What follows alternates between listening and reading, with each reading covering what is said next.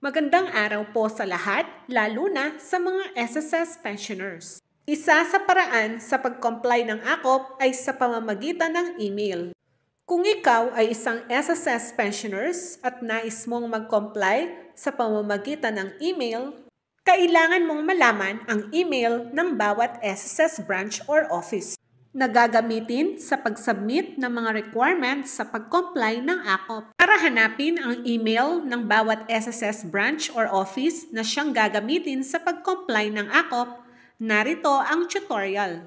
Una, pumunta sa Google Search at i-type ang www.sss.gov.ph. Pagkatapos, i-click lang ito.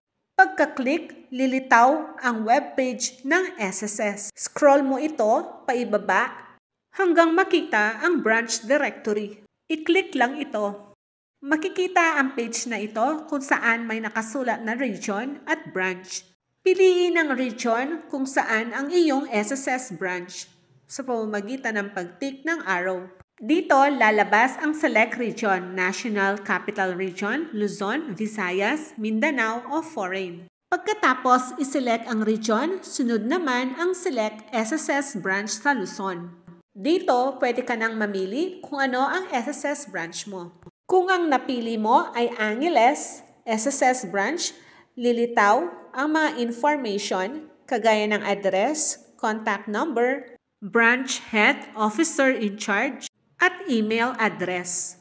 Kung ikaw ay OFW o nasa abroad, piliin sa region ang foreign.